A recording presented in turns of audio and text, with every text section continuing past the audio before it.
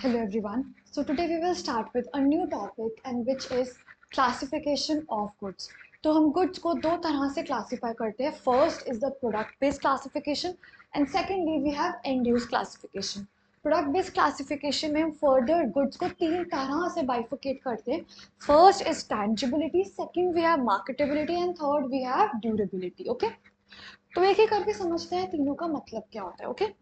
So जो good है, ठीक है, जो हमारा गुड है, तो सबसे पहले हम पढ़ेंगे कि वो टैंजिबल है या फिर नहीं है. ठीक है, गुड हमारा टैंजिबल है या फिर नॉन टैंजिबल या फिर इनटैंजिबल है. टैंजिबल गुड का मतलब क्या होता है? एक ऐसा गुड जिसको हम देख सकते हैं, जिसको हम छू सकते हैं, जिसको हम स्टोर कर सकते हैं, जिसको हम ट्रांसफर कर सकते हैं, वो होता है टैंजिबल गुड. और इनटैंजिबल गुड क्या होता है? ये वो गुड होता है जिनको हम देख नहीं सकते, सिर्फ महसूस करते हैं. इनको हम ना ही स्टोर कर पाएंगे और ना ही हम इनको ट्रांसफर कर पाएंगे. क्लियर? तो जो भी हमारा टैंजिबल गुड होता है, दीज आर कॉल्ड कॉमोडिटीज. ठीक है. एंड जो भी इनटैंजिबल या फिर नॉन टैंजिबल गुड होता है, जिसको हम सिर्फ महसूस कर सकते हैं, इनको बोला जाता है services. Clear? Okay. Now second bifurcation under product based classification is marketability. Marketability का मतलब क्या होता है कि क्या हम गुड को मार्केट में बेच सकते हैं या फिर हम गुड को मार्केट में नहीं बेच सकते. ठीक है, इसका मतलब क्या हो गया? That whether the good is marketable और the good is non marketable. ठीक है, मार्केटेबल का मतलब क्या है? हम इस एक पर्टिकुलर गुड है, हम उसको मार्केट में बेच सकते हैं. अब देखो सिंपल सी बात है, हम सिर्फ उन्हीं गुड्स को बेच पाएंगे जो कि स्कार्स होंगे. क्लियर है? हम सिर्फ उन गुड्स को बेच पाएंगे जो कि स्कार्स होंगे. अब ये जो स्कार्स गुड्स होते हैं, ये क्या होते हैं? These goods are mainly man made और आर प्रोसेस्ड. ठीक है, तो सिंस ये स्कार्स होते हैं, देयरफॉर दे अट्रैक्ट प्राइसेस. ठीक है, तो that's why these can be sold in the market. Clear? Next, non marketable goods. देखो वो गुड्स होता है जिनको हम मार्केट में सेल नहीं कर सकते. अब मार्केट में हम किन गुड्स को सेल नहीं कर सकते?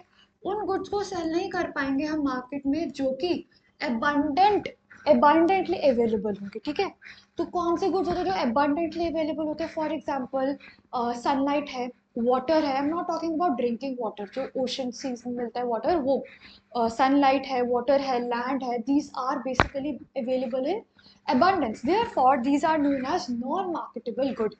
ठीक है, और ये होते क्या है? These are basically free gifts of nature.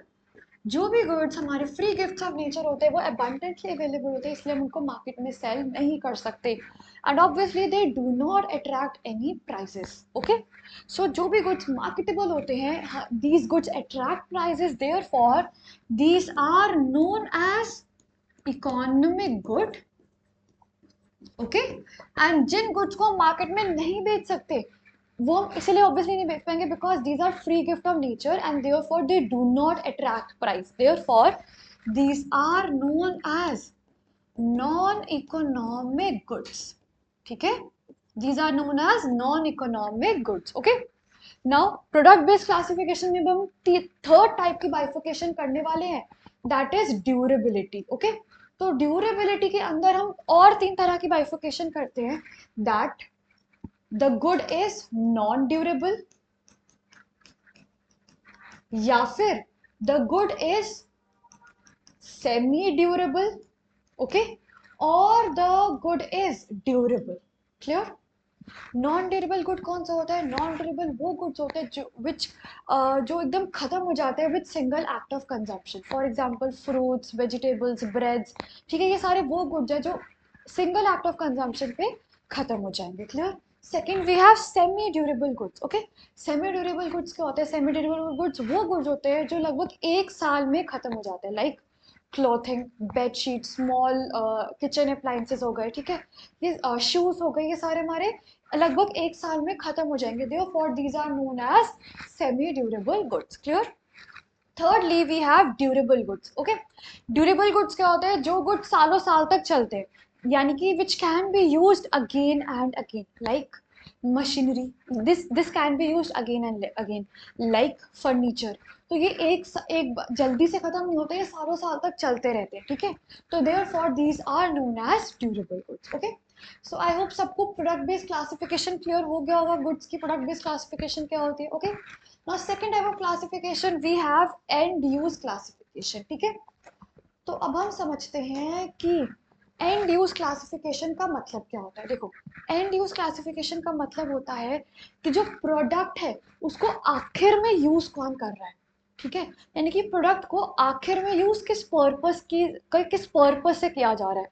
Basically and use classification का मतलब होता है that what is the nature of the product, ठीक है।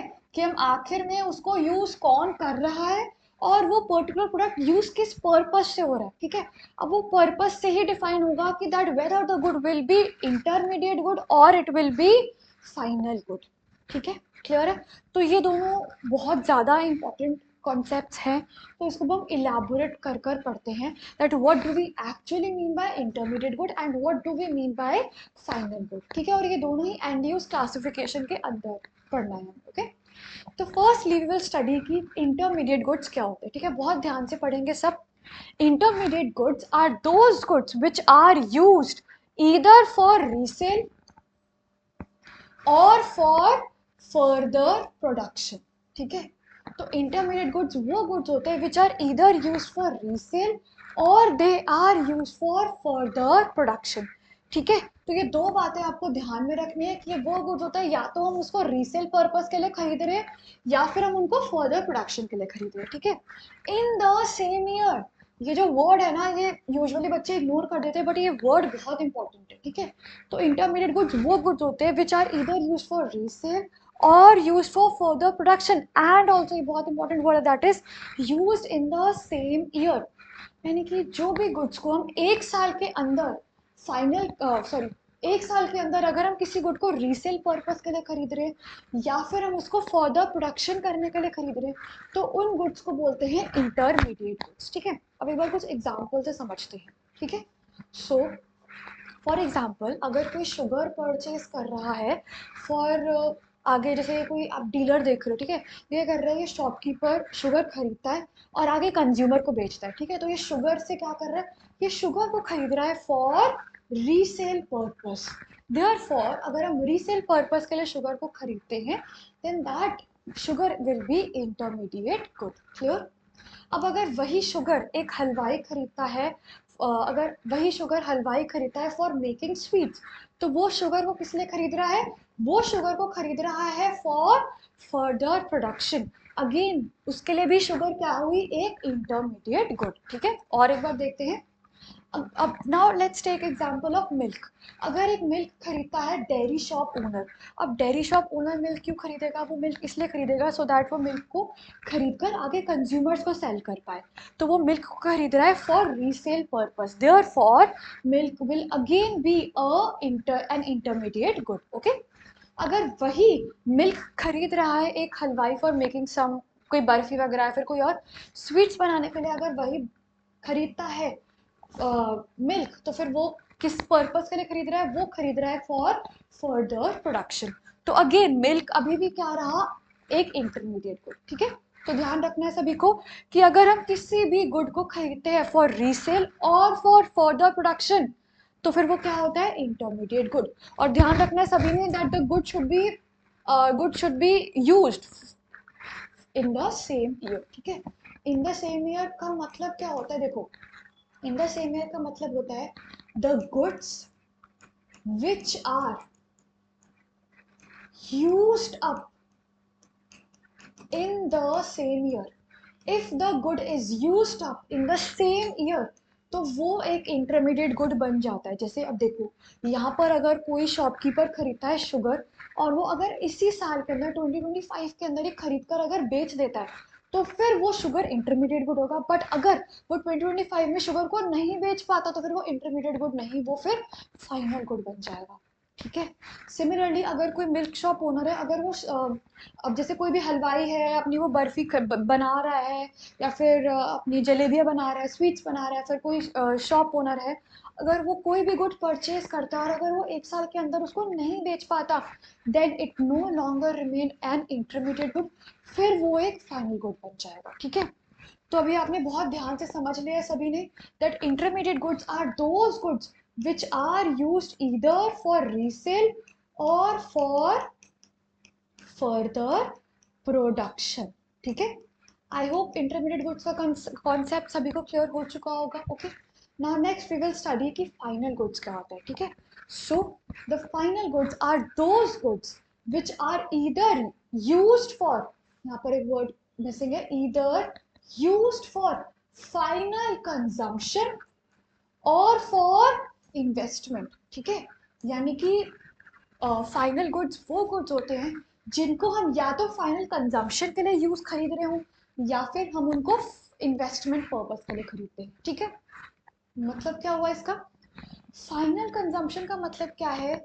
फाइनल कंजम्पशन का मतलब होता है एक ऐसा गुड जो हमने परचेज करा है जो डायरेक्टली हमारी डिमांड को सेटिस्फाई कर रहा है। ठीक है। तो जिस भी गुड को हम फाइनल कंजम्पशन के लिए परचेज करते हैं ना, those goods are known as consumer goods. ठीक है। Those goods are known as consumer goods. जैसे आप यहाँ पर देख रहे हो, अगर एक हाउस होल्ड ने मिल्क परचेज करा है फॉर ड्रिंकिंग पर्पस ऑब्वियसली, तो वो क्या हो जाएगा, वो हम परचेज कर रहे हैं for final consumption, therefore it is a final good. Similarly अगर एक हाउस होल्ड ने शुगर परचेज करे अपने घर, हाउस होल्ड मतलब घर पर यूज करने के लिए, अगर किसी हाउस होल्ड ने मतलब शुगर परचेज करी है, तो फिर अगेन हम शुगर क्यों परचेज करते हैं? हम इसलिए परचेज करते हैं सो दैट हम डायरेक्टली अपनी वांट्स को सेटिस्फाई करवा सके। तो अगेन हम परचेज कर रहे हैं for final consumption, therefore sugar again will be a final good। तो जैसे देखो, आपने पीछे भी हमने यही वाले एग्जांपल यूज करे थे मिल्क एंड शुगर का। वहां पर हम मिल्क और शुगर को यूज कर रहे थे इधर फॉर रीसेल और फॉर फर्दर प्रोडक्शन। तो अगर हम किसी भी गुड को रीसेल या फिर फर्दर प्रोडक्शन के लिए परचेज करते हैं, तो वो गुड क्या होता है? वो गुड होता है एक इंटरमीडिएट गुड।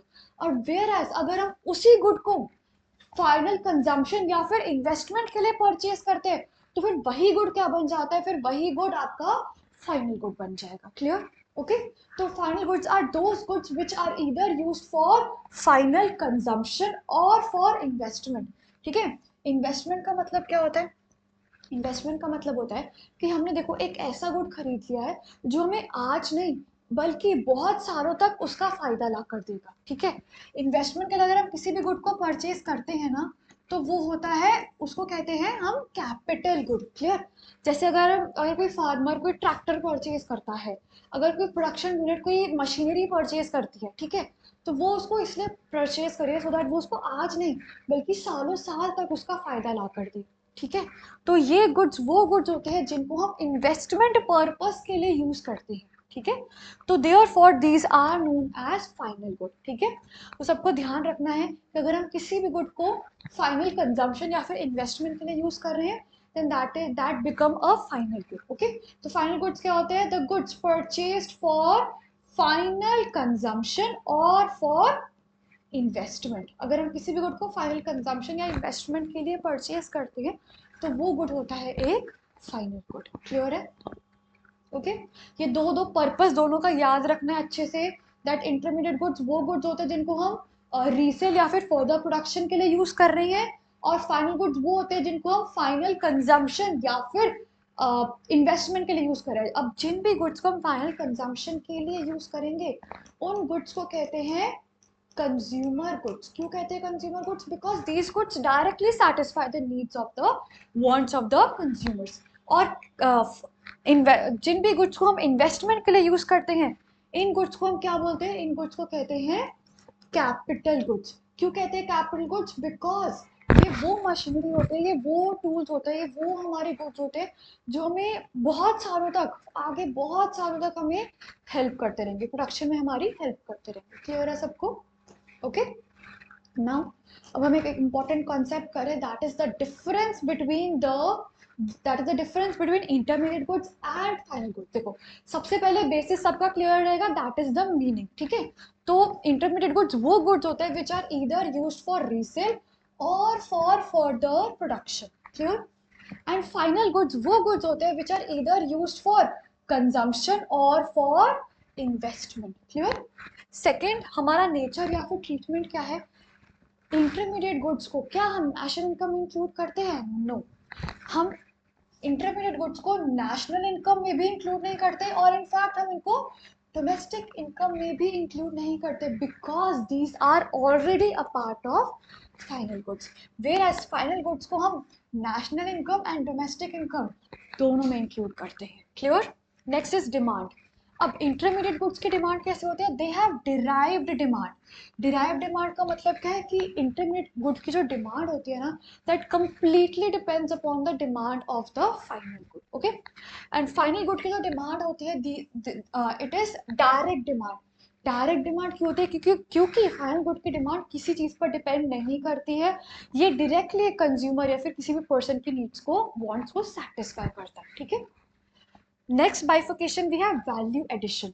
क्या इंटरमीडिएट गुड्स कोई भी वैल्यू ऐड करता है?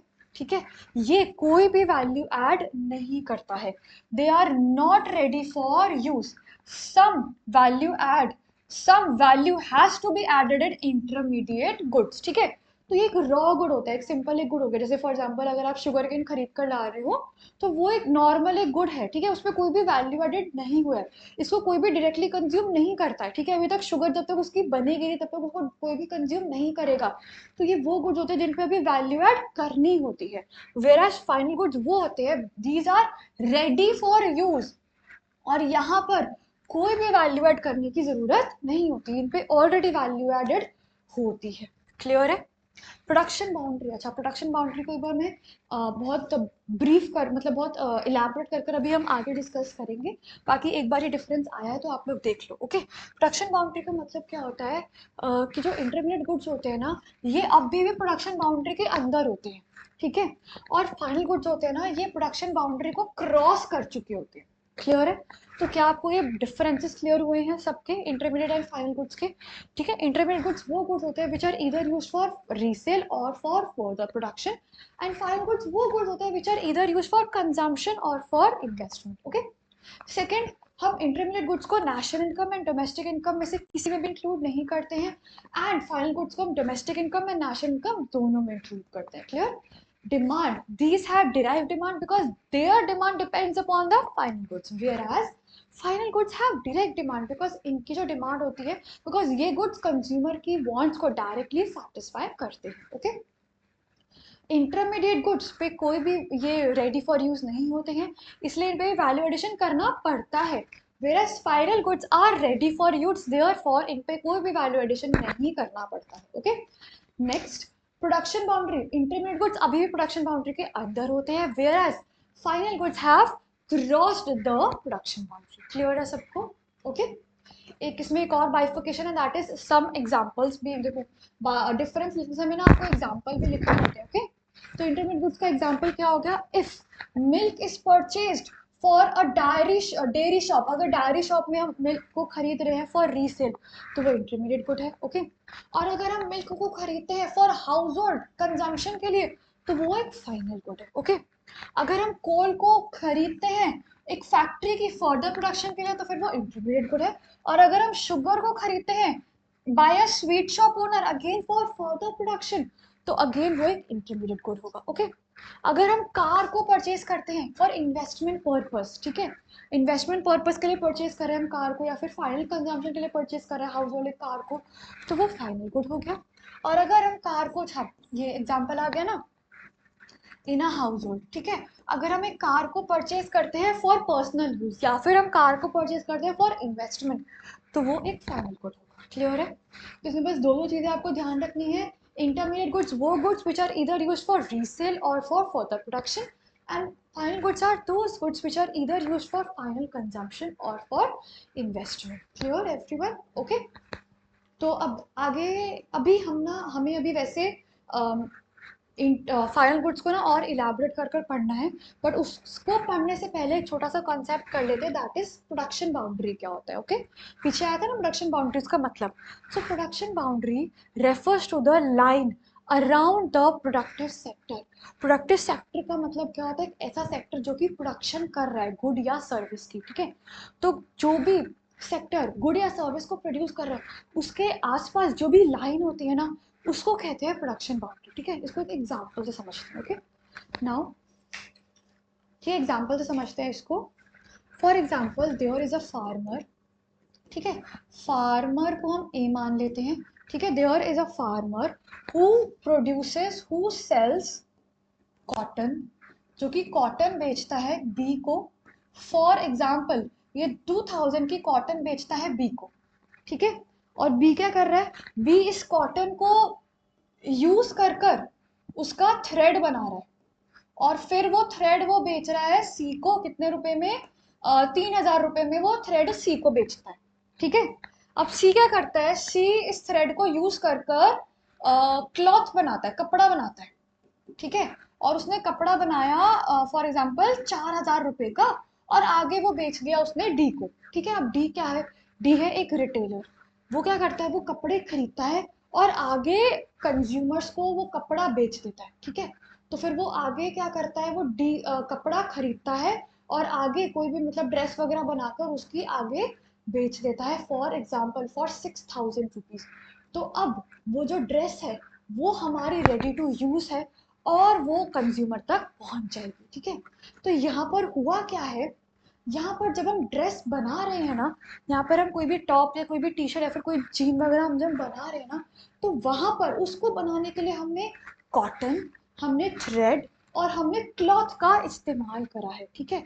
तो ये सारी चीजें वो चीजें हैं जो कि ड्रेस फाइनल हमारा जो प्रोडक्ट रेडी हुआ है, फाइनल प्रोडक्ट बनाने में इन तीनों प्रोडक्ट्स ने हमारी हेल्प करी है, ठीक है। तो जो तीनों प्रोडक्ट है ना, यानी कि फार्मर ए से लेकर सी, फार्मर ए से लेकर जो भी डी तक जो भी हुआ है, वो सब हमारा एक ये प्रोडक्शन सेक्टर के आसपास मैंने एक पिंक कलर की लाइन बना दी है। So this line is nothing but this line is called production boundary, ठीक है। तो यहाँ पर हमारा जो गुड है, यहाँ पर हमारा जो गुड है वो प्रोड्यूस हुआ है, और इसके आसपास पिंक कलर की जो लाइन है उसको कहते हैं प्रोडक्शन बाउंड्री। क्लियर। तो इसके अंदर जो आप देख रहे हो, कॉटन देख रहे हो, थ्रेड देख रहे हो, क्लॉथ देख रहे हो, ये सारे हमारे वो गुड है जिन जो कि एक प्रोडक्शन बाउंड्री के अंदर लाई कर, these are still in the these are still in the production boundary and these are not ready for use, therefore इन पर कुछ वैल्यू एडिशन अभी होना है। तो ये सारे गुड्स को हम बोलते हैं intermediate goods. Clear everyone, okay, इनको बोलते हैं इंटरमीडिएट गुड्स। एंड जैसे ही ये पिंक लाइन के बाहर आ जाता है हमारा प्रोडक्ट, यानी कि जो ये ड्रेस है ये पिंक लाइन के बाहर आ गई है, so this dress is ready for use by the consumer. और इसके बाद इस पर कोई वैल्यू एडिशन करने की बिल्कुल भी जरूरत नहीं है। And this has also crossed the production boundary, therefore it is known as a final good, ठीक है। This is known as a final good, okay. Clear everyone, okay. अच्छा, अब ना हम एक और एग्जांपल लेंगे जिससे आपको ना और क्लियर हो जाएगा, okay. So for example there is a farmer, okay. So the farmer sells wheat, farmer sells wheat to a miller।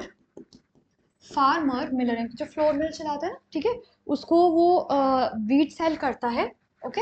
आगे वो जो मिलर है वो इसका फ्लोर बनाता है, क्लियर, वो उसका फ्लोर बनाता है और आगे वो उसको देता है एक बेकर को, ठीक है। उसने उसका जो फ्लावर बनाया और उसको आगे दिया बेकर को, ओके। अब बेकर क्या कर रहा है, बेकर इससे बना रहा है ब्रेड, इस फ्लावर को यूज कर कर बेकर बना रहा है ब्रेड। और वो ब्रेड फिर कौन यूज कर रहा है, वो ब्रेड फिर रेडी टू यूज हो गई बाय द कंज्यूमर। क्लियर। तो यहाँ पर आप क्लियरली देख रहे हो, यहाँ पर प्रोडक्शन हो रहा है, वीट का प्रोडक्शन हुआ पहले, फिर फ्लावर का प्रोडक्शन हुआ, फिर ब्रेड का प्रोडक्शन हुआ, राइट। तो यहाँ पर ब्रेड को बनाने में हमने फ्लावर एंड वीट का इस्तेमाल करा है। तो दीज आर दोज गुड्स जिनको हमने यूज करा है for the production of bread. Therefore ये जो पूरा हमारा सेक्शन है, ये पूरा सेक्शन में वो वाले गुड्स आ गए जो कि हमारी प्रोडक्शन बाउंड्री के अंदर हैं, they are still in the production boundary and also these are not ready to use by the consumers and इन पर अभी वैल्यू एडिशन करने की जरूरत है. Therefore these are known as intermediate goods. Clear? And यहाँ पर जो ब्रेड है it is ready to use by the consumer. ये डायरेक्टली ब्रेड जो है ना डायरेक्टली कंज्यूमर की वांट्स को सेटिस्फाई कर देगी. देयरफॉर ये ब्रेड को हम क्या बोलेंगे? This bread is known as final good. Is this clear everybody? Clear? Production boundary का कॉन्सेप्ट क्लियर है? अब आई होप पीछे वाला जो हमने पॉइंट किया था ना कि जो इंटरमीडिएट गुड्स होता है they are still in the production boundary, where जो फाइनल गुड्स होता है they have crossed the production boundary. तो वो वाला पॉइंट भी क्लियर हो गया होगा सभी को. फाइन. ओके, तो अभी हम एंड यूज क्लासिफिकेशन ही पढ़ रहे हैं. ओके, चलो आगे बढ़ते हैं. ओके, तो अब हम पढ़ते हैं फाइनली कि जो हमने एंड यूज क्लासिफिकेशन में दो तरह की क्लासिफिकेशन करी थी. एक हमने करी थी इंटरमीडिएट गुड्स और दूसरी हमने करी थी फाइनल गुड्स. ओके, तो फाइनल गुड्स क्या होते हैं? फाइनल गुड्स वो गुड्स होते हैं which are either used for final consumption और they are used for investment. ठीक है?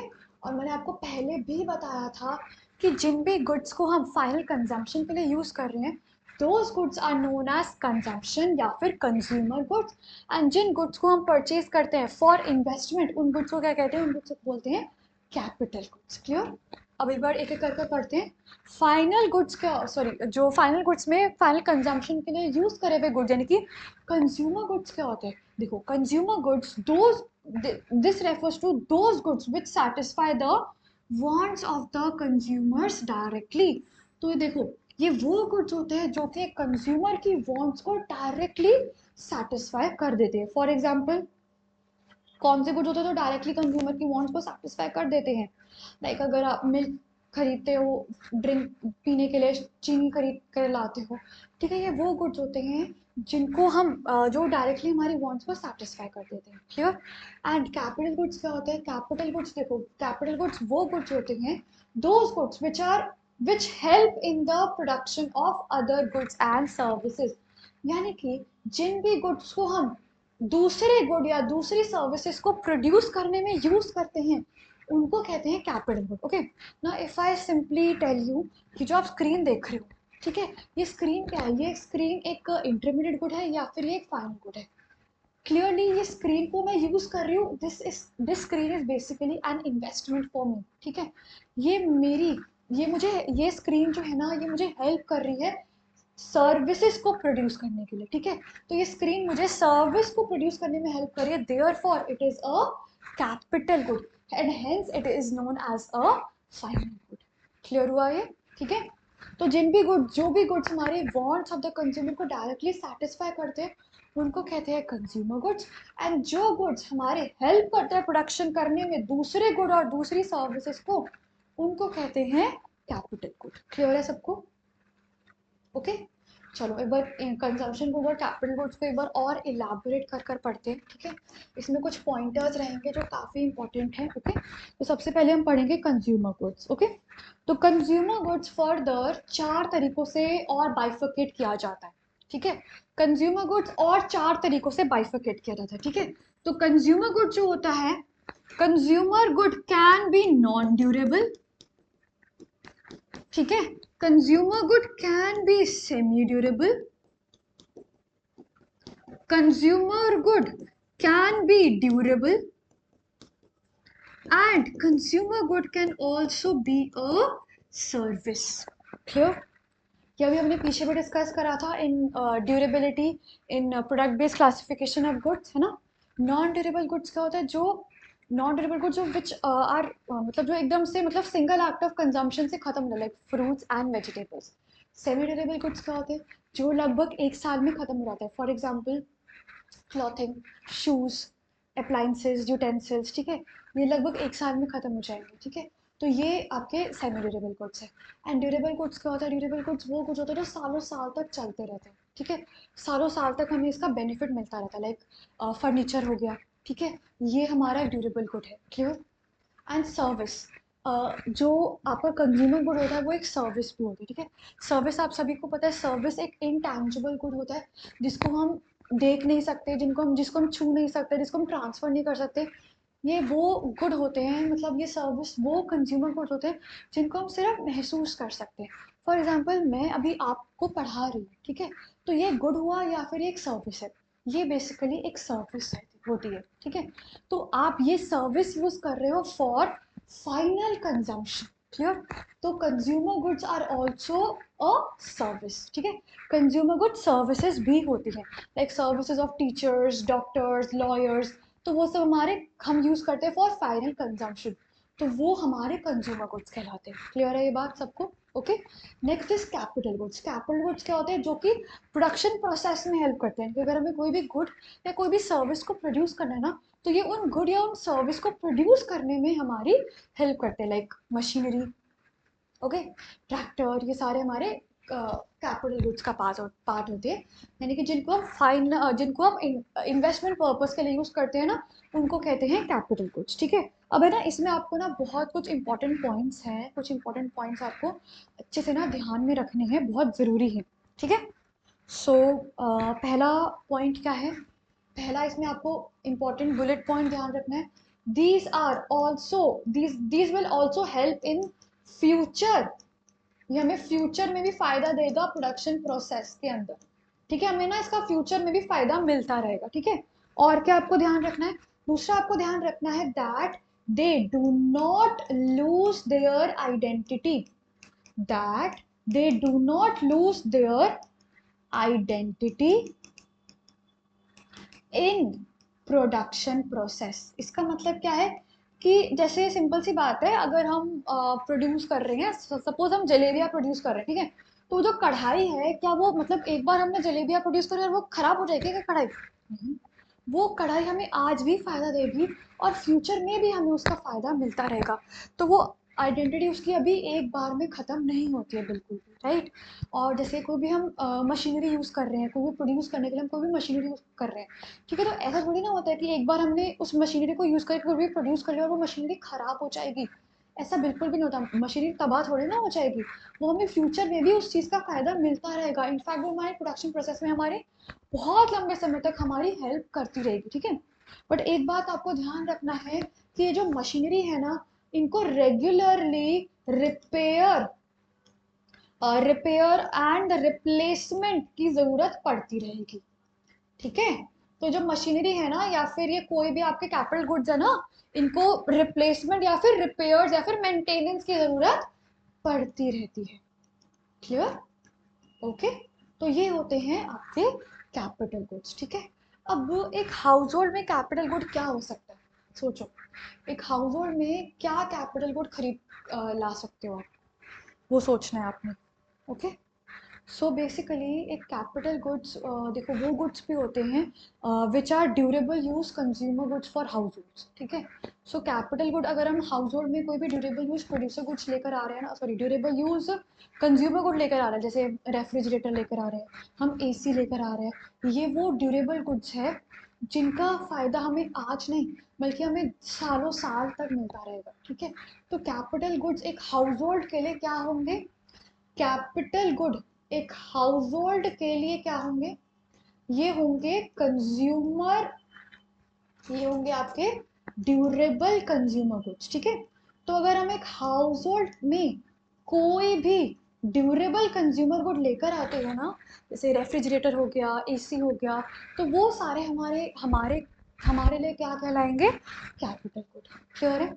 आई होप सभी को क्लियर हो गया होगा कि प्रोडक्ट बेस्ड क्लासिफिकेशन क्या होती है, एंड ये भी क्लियर हो गया होगा कि एंड यूज क्लासिफिकेशन में हम दो तरह की बाइफिकेशन करते हैं। First is the consumer, sorry, consumption यानी कि consumer good, and second is the capital good, ठीक है।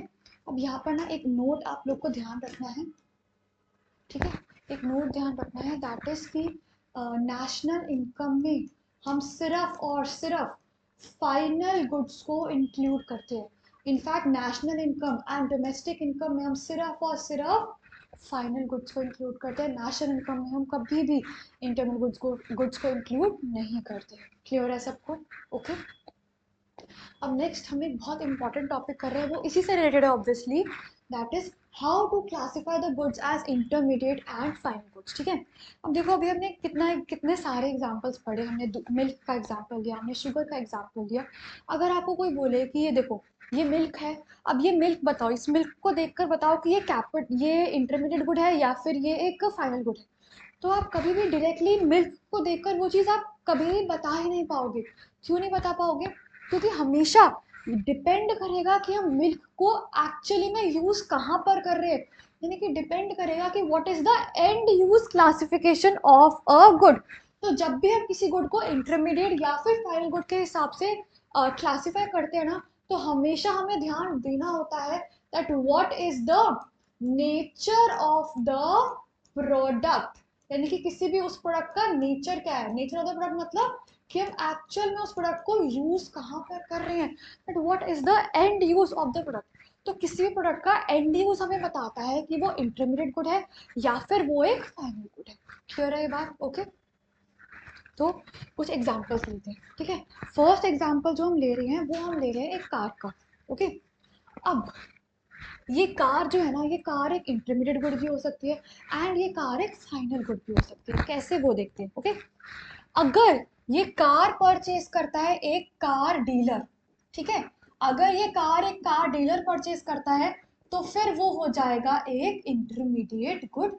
क्यों? क्योंकि वो इसको परचेज कर रहा है फॉर रीसेल। क्लियर है?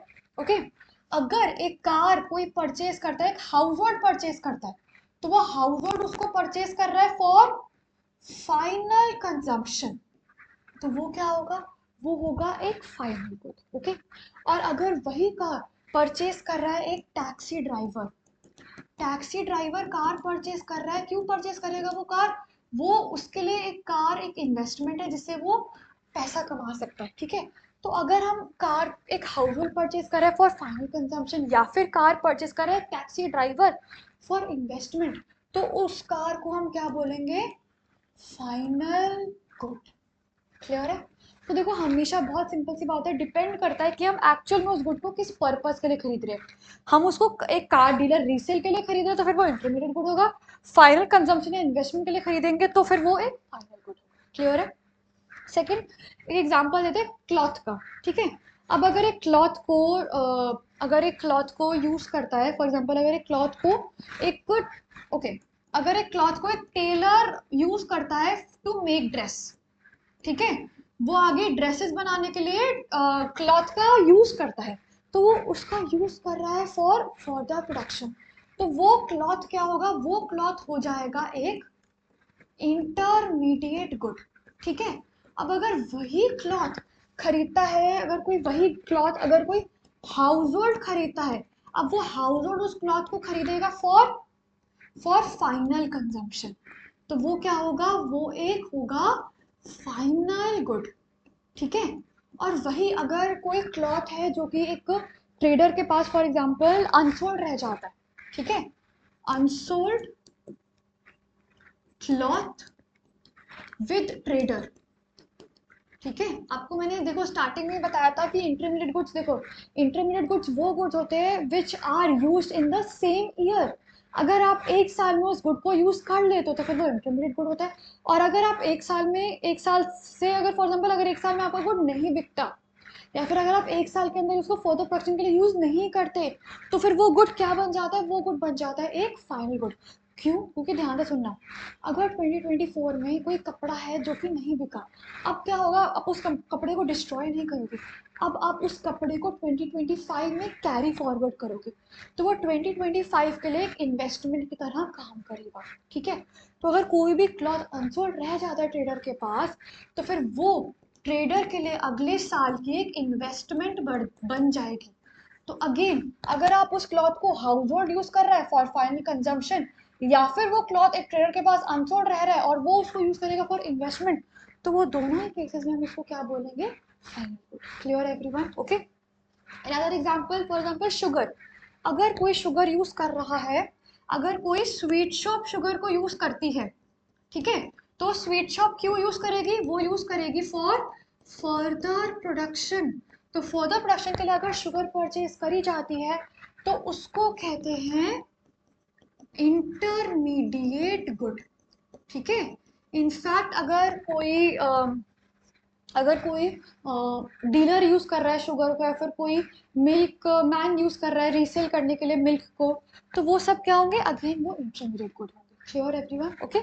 अगर हम शुगर को परचेज कर रहे हैं, अगर कोई हाउस होल्ड शुगर को परचेज कर रहा है फॉर फाइनल कंजम्पशन, तो वो शुगर क्या होगी एक हाउस होल्ड के लिए, फाइनल गुड। क्लियर। अगेन अगर शुगर किसी ट्रेडर के पास अनसोल्ड रह गई है, तो फिर वो ऑब्वियस सी बात है वो उसको नेक्स्ट ईयर तक कैरी फॉरवर्ड करेगा और वो नेक्स्ट ईयर की एक इन्वेस्टमेंट बनेगी, राइट।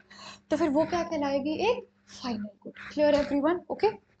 और एक थोड़े से एग्जांपल, एक दो एग्जांपल हम और ले रहे हैं, ठीक है। Now for example, services of a doctor, services of a lawyer, services of a teacher, ये सारे हमारे इनटैंजिबल गुड्स है, फिर नॉन टैंजिबल गुड्स है, ये आप सभी को पता है। अगर हम इन सभी की सर्विस को यूज करते हैं, तो ये इन सभी की सर्विस इंटरमीडिएट गुड होगी या फिर एक फाइनल गुड होगी। नाउ अगेन डिपेंड करेगा कि हम उस एक्चुअल में उस सर्विस को यूज किस पर्पज से कर रहे हैं, ठीक है।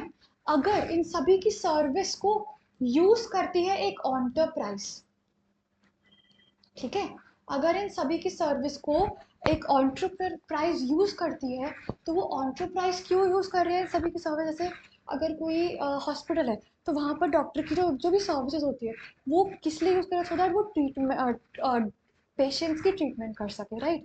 अगर कोई लॉयर है, लॉयर की सर्विस को कोई भी अगर कोई कंपनी यूज कर रही है, तो वो इसलिए यूज कर रहे हैं सो दैट वो आगे अपनी और प्रोडक्शन कर पाए, आगे अपना बिजनेस और बढ़ा पाए, ठीक है। तो अगर किसी भी इन सभी की सर्विस को अगर कोई एंटरप्राइज यूज करता है, अगेन अगर कोई टीचर एक स्कूल में पढ़ा रही है, ठीक है, तो वहां पर उनकी सर्विस को यूज करा जाए आगे स्टूडेंट्स पे पढ़ाने में, और आगे स्टूडेंट्स से ही उनकी इनकम जनरेट होती है, राइट। तो अगर हम इन सभी की सर्विस को यूज करता है एक एंटरप्राइज, तो उनको वो सब यूज कर रहा है फॉर फर्दर प्रोडक्शन, तो उन सभी को क्या बोलेंगे, therefore इन सभी की services will be categorized as intermediate goods. Clear everyone, okay। वही अगर इन सभी की सर्विस, जैसे अगर डॉक्टर अपने घर पर अपने किसी सिबलिंग को या फिर अपने डॉटर सन को ट्रीटमेंट देता है, लॉयर या फिर अगर किसी फैमिली मैटर में ही हेल्प करता है, या फिर अगर कोई टीचर है, अगर कोई टीचर अपने सिबलिंग या फिर अपने सन या डॉटर को ही पढ़ाती है या पढ़ाता है, ठीक है, तो उन सभी की जो सर्विसेज को यूज करता है, अगर हाउस होल्ड यूज कर रहा है, तो ये सारी वो सर्विस है जो कि हम फाइनल कंजम्पशन के लिए यूज करते हैं। Therefore, these will be known as final goods. Clear है सबको, ठीक है। तो आज बेसिकली हमने ये पढ़ा है कि हम जब भी किसी गुड को क्लासिफाई करते हैं, तो वो हमेशा डिपेंड करता है कि एंड में उसको कौन यूज कर रहा है, ठीक है।